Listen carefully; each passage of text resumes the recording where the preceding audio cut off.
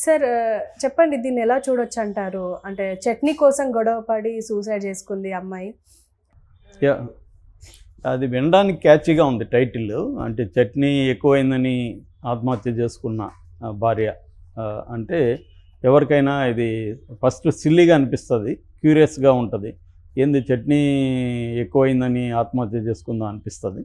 సరే ముందు దాని తర్వాత చెప్పుకుందాం. విషయం ఏంటంటే కొత్తగూడెం జిల్లా సుజాత నగర్ మండలంలో గోపతాండ అనే ఒక తాండా ఉంది. ఆ తాండాలో రమణ అనే ఉన్నాడు. ఖమ్మం జిల్లా ఎర్రవారిపాలెం మండలం పగుళ్ళపాడు ఊర్లో భానోతు చందన వీళ్ళిద్దరూ 2 ఏళ్లకు ముందు ప్రేమించారు. తర్వాత ఇద్దరు కూడా పెద్దవాళ్ళని ఒప్పించి పెళ్లి చేసుకున్నారు. ఇద్దరు కూడా తాండాకు సంబంధించిన ట్రైబల్స్. సో పెళ్ళి 2 ఏళ్ళు అయింది. ఇతనేమో రమణ ఏమో బండ్ల గణేష్ దగ్గర డ్రైవర్గా పనిచేస్తున్నాడు. ఈ చందన ఏమో ఒక జ్యువెలరీ షాప్లో పనిచేస్తుంది. సో మొన్న ఏం జరిగిందంటే ఆదివారం రాత్రి భోజనం చేస్తున్నప్పుడు ఆమె చట్నీ కొద్దిగా ఎక్కువ పడిపోయింది గిన్నెలో వేస్తున్నప్పుడు. దాంతో ఏదో అతను తిట్టాడని సో అట్లా గొడవ అయింది వాళ్ళిద్దరి మధ్య. సో ఆ గొడవ అయిన తర్వాత ఇతను మామూలుగా మార్నింగ్ బయలుదేరి డ్యూటీకి వెళ్ళిపోయాడు. వెళ్ళిపోతే ఆమె మార్నింగ్ పదే వీడియో కాల్స్ చేసింది, తను తీయలేదు. దాంతో మామూలుగా వాయిస్ కాల్ చేసింది ఫోన్లో. చేసి గట్టిగా అరిచేసింది, నువ్వు కావాలనే గొడవ వేసుకున్నావు, నేనంటే నీకు ఇష్టం లేదు, నీకు ఇష్టం లేకుండా నేను ఎందుకు బతకాలి, నేను చచ్చిపోతున్నానని చెప్పి ఫోన్ కట్ చేసేసింది. తర్వాత ఫోన్ చేశాడు, ఇతను తీయలేదు.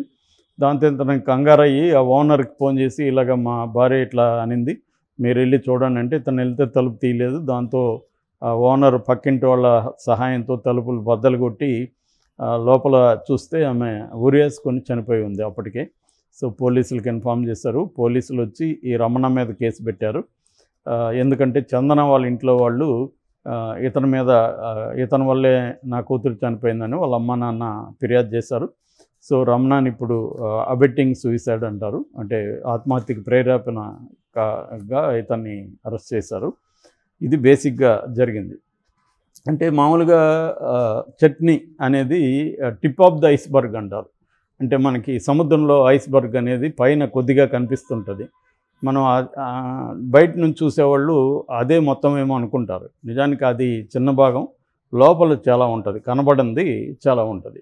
ఎప్పుడైనా ఇద్దరి మధ్య ముఖ్యంగా భార్యాభర్తల మధ్య స్పౌజెస్ అంటారు కదా, భార్యాభర్తల మధ్య ఇష్యూస్ కూడా ఒక్కొక్కసారి ట్రిగరింగ్ పాయింట్ చిన్నగానే ఉండొచ్చు, కానీ దాని లోపల పెద్దగా ఉంటుంది వీళ్ళ ఇది.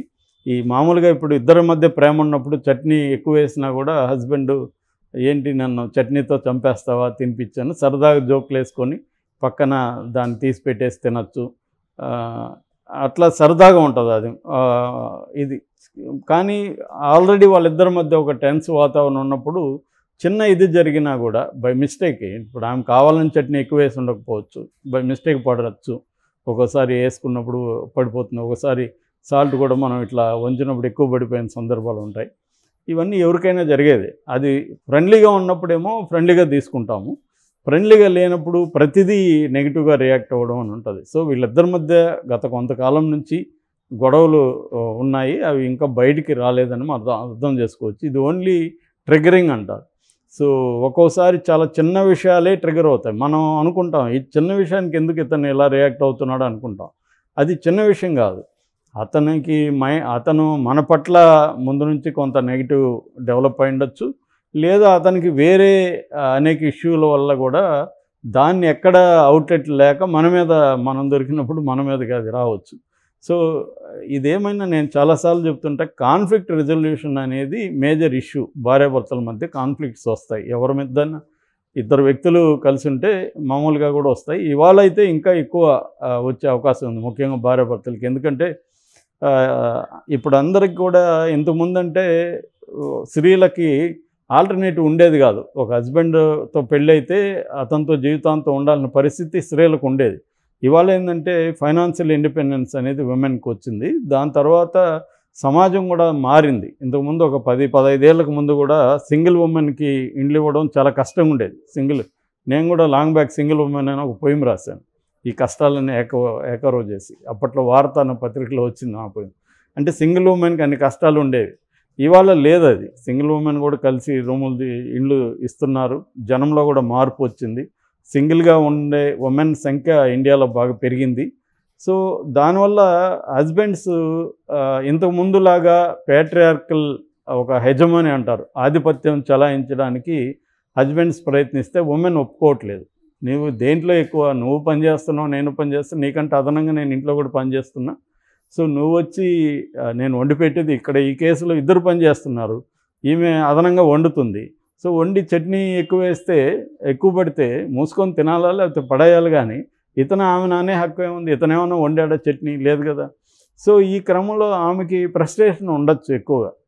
ఇదంతా ఎప్పటి నుంచో పేరుకుపోతుంది.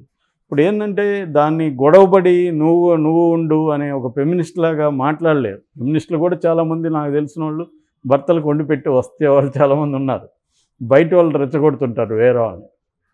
ఇదేంటంటే అడ్జస్ట్మెంట్లో ఇద్దరు పరస్పర అంగీకారంతో చేయాలి. కానీ ఏంటంటే ఇక్కడ women changing role of women ఒక పక్క, unchanging women, not changing attitude of men. So మెన్కేమో పాత కాలపు ఇదే కావాలి, కంట్రోల్ కావాలి, at the same time earning కావాలి. ఈ కాన్ఫ్లిక్ట్ అనేది చాలా ఫ్యామిలీస్లో పెరుగుతుంది.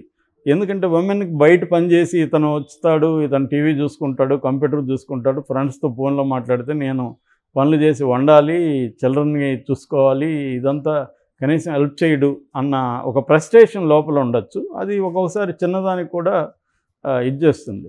ఈ ఫ్రస్ట్రేషన్కి దారి లేనప్పుడు వాళ్ళకి ఆత్మహత్య శరణ్యంగా అనిపిస్తుంది. అది ఒకటి. రెండోది అంటే మనం ఈ కేసుని లోతుగా ఫ్యాక్ట్స్ అన్నీ తెలియకుండా మనం దీని మీద విశ్లేషణ చేయలేము. మామూలుగా చెప్తున్నాను నేను, జనరలైజ్ చేసి చెప్తున్నా. ఇంకోటి ఏంటంటే స్పొరాడిక్ అంటారు వాటిని, అంటే ఇంపల్సివ్గా ఆత్మహత్యలు.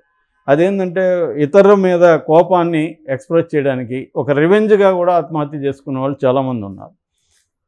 వీడికి గుణపాఠం నేర్పిస్తాను, నేను లేకపోతే తెలుస్తుంది అన్నట్టుగా కూడా ఆత్మహత్య చేసుకున్నారు. దాన్ని స్పొరాడిక్గా వాళ్ళు చేసేస్తారు ఆ స్పాట్లో. అప్పుడు కానీ వాళ్ళని ఆపగలిగితే ఆగుతారు యాక్చువల్.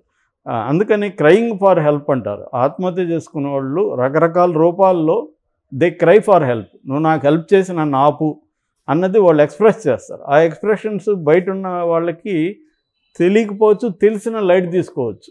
నేను చనిపోతానని డైరెక్ట్గా చెప్పరు, రకరకాల రూపాల్లో వాళ్ళు ఎక్స్ప్రెస్ చేస్తుంటారు. సార్ వాళ్ళ మైండ్ స్టేట్ ఆఫ్ మైండ్ ఎలా ఉంటుంది అంటే సెన్స్, మనకు బయట నుంచి చూస్తే మాత్రం వాళ్ళు సెన్సిటివ్ ఏమో, అందుకే చిన్న మాటకి సూసైడ్ చేసుకుంటారు.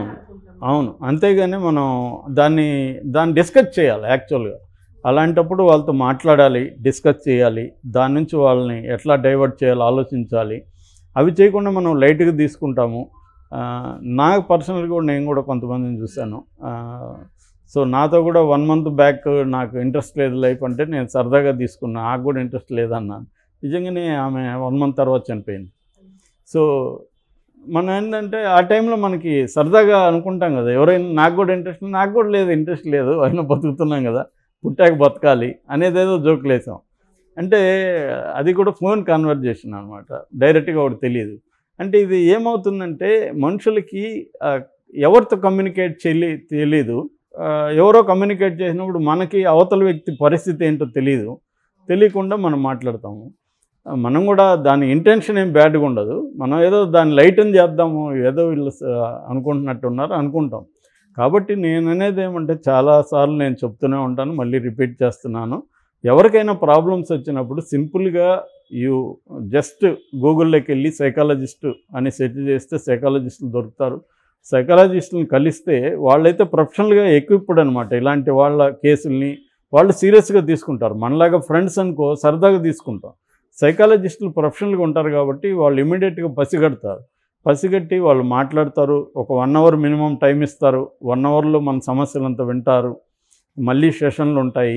వీళ్ళకి ఒక హోప్ క్రియేట్ చేస్తారు, మీదేం లేదమ్మా, మీది సాల్వ్ అవుతుంది ప్రాబ్లం, మనం ఇంకొన్ని సెషన్స్ చేద్దాము, మీరు ఆధారపడకండి, మనం సాల్వ్ చేద్దాం అనేది వాళ్ళకి ఇస్తారు.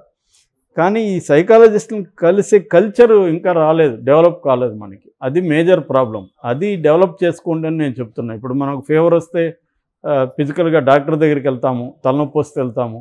అట్లాగే మనకి ఏదన్నా చనిపోవాలనిపించినా లేకపోతే జీవితం పట్ల విరక్తి ఉన్నా సైకాలజిస్టుల దగ్గరికి వెళ్ళడం అనేది నేర్చుకోవాలి. అంటే మానసికంగా అనారోగ్యం కూడా ఒక అనారోగ్యంగా గుర్తించి దాని ఏదో పిచ్చి ఇంకోటి అనుకోవాల్సిన అవసరం లేదు.